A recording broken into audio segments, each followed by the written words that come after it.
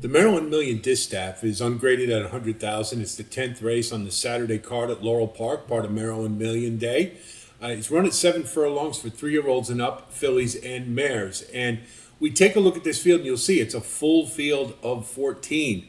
And to me, it's kind of 3-year-olds against the world here, where we've got the 3-year-olds for the most part haven't really run against older too terribly much. And they would include Miss Harriet, who was the second choice in the line, Sheila's War Cloud,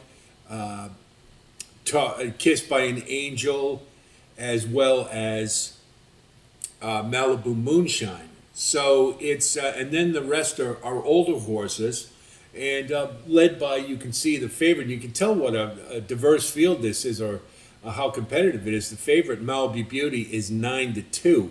So it should, particularly at the 7 furlong distance, it should make for a really interesting race. Taking a look at this field, of the early runners, Miss Harriet I'm a little reluctant to use. I think she's a nice horse and is going to get better, but hasn't had a lot of experience against older horses. And at 7 furlongs, which is kind of a tricky distance, I think the likes of Malibu Beauty are going to make it kind of tough on her. So I'm, as well as talk to the judge. So I'm going to let her go. I think of the group, Malibu Beauty probably makes the most sense, and 8-1 is a pretty nice price on what is a horse that generally is running in classier fields. I think coming back to this field, it makes a lot of sense. It's going to be awful tough to wire this field, and there's certainly going to be a lot of vyers for the lead, so it should make for a fairly crispy pace. But I think Malibu Beauty has the back class to at least be around in the mix, and 8-1, I think the value is pretty good. Going to the next level of pace pressers, Matitude is a horse I think you use for underneath. She always brings it. She always seems to pick up a check, end up in the money. I don't think she has the top end to get up here. It is maybe a little bit outclassed, but she just keeps bringing it. And at 7 furlongs, I think that's the kind of distance a horse like Matitude usually ends up in the money. And at 20-1, you're getting a good price. So I think you can use comfortably Matitude underneath. Now, Bourbon Bombay is the first of a couple of question horses in here. Bourbon Bombay has not run in over a year. And at 7 years old, it's a real big question mark whether or not she can come back to her prior form. If she does, she's going to win this race. Her prior form would beat anything in this field.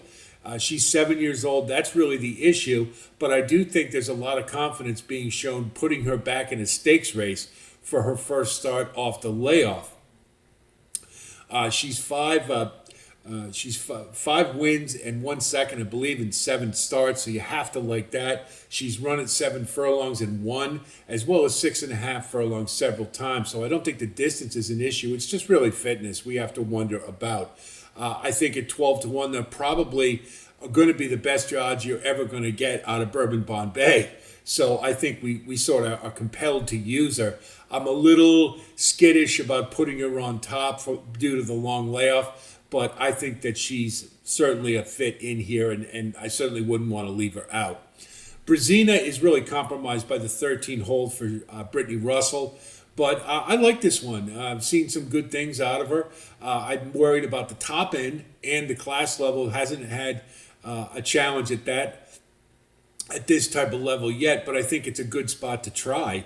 13 hole is certainly a compromised position for a horse who likes to be up near the front end, and I debated going back and forth whether or not to use her, especially at 15-1 with the Russells as the tandem for this one.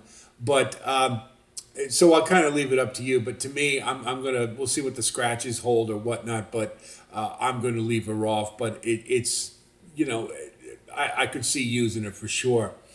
So now we start looking at the horses, to me, that have some really, aside from Bourbon Bombay, we've got a couple in here where there's question marks. And they are Spencerian, who was wheeling back, I believe, on 9 days rest. And last out, ran a career high speed figure and just blew a field away, just drew away, no problem at all. So I think obviously the trainer was compelled to put this horse back in, going, well, why not?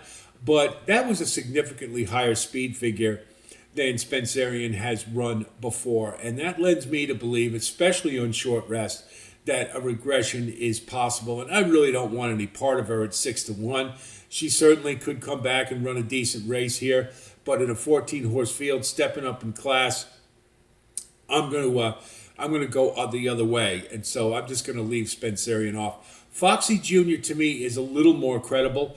Just ran a career high speed figure 2 at a route, so cutting back in route to sprint is always an angle that I love. I just wonder if maybe Foxy Jr. is going to have a little too much to do late. And I also wonder about running a 100 Brisnet figure, which was significantly higher than anything she's run before, if perhaps a regression is in order. Now, this horse, prior to the layoff, was getting better. And that does give me some confidence. But there's just enough there to not be totally psyched up about her on top. But at 8-1, you're getting a good price. And I think she could certainly still factor in this race and perhaps could win it.